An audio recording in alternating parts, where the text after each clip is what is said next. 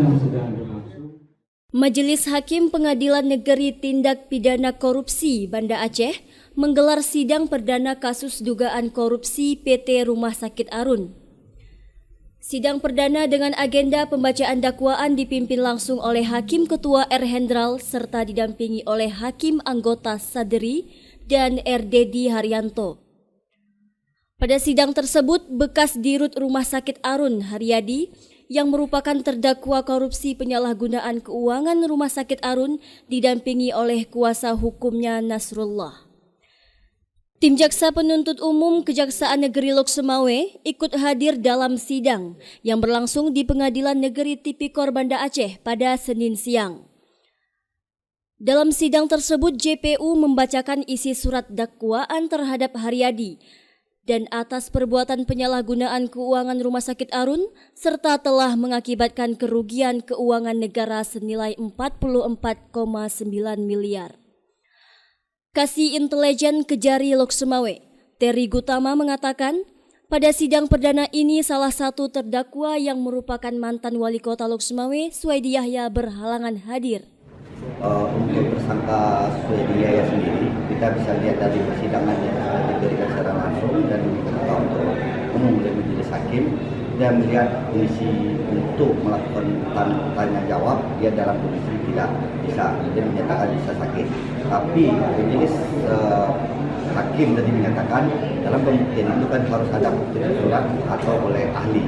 Demikian diperintahkan penuntut umum untuk melakukan pengecekan kesehatan secara tersurat dengan ahlinya untuk waktu 1 bulan. Waktu kami melakukan penyidikan, kami telah melakukan penyitaan uang sebesar 10 miliar 4 lebih kurang 10 miliar 400 juta sekian.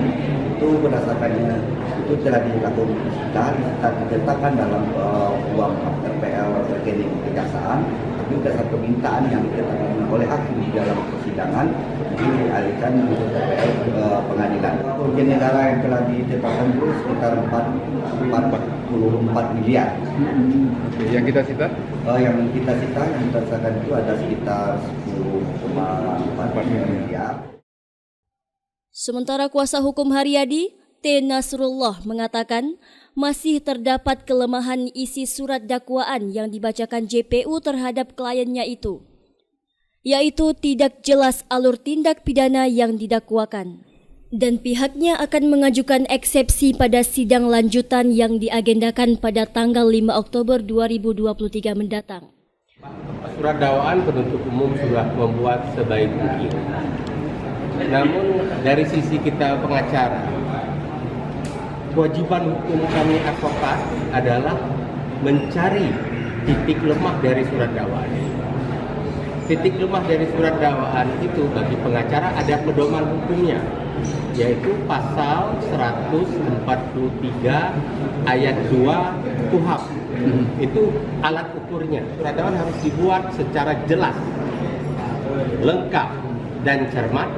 Dalam surat dakwaan tadi terjadi ketidakjelasan uraian tindak pidana. Uang yang disita, Ya, 10,4 miliar. 10,4 miliar. Bijaksana Uang Rumah Sakit Arun yang baru dibayar oleh BPJS di rekening Rumah Sakit Arun disita.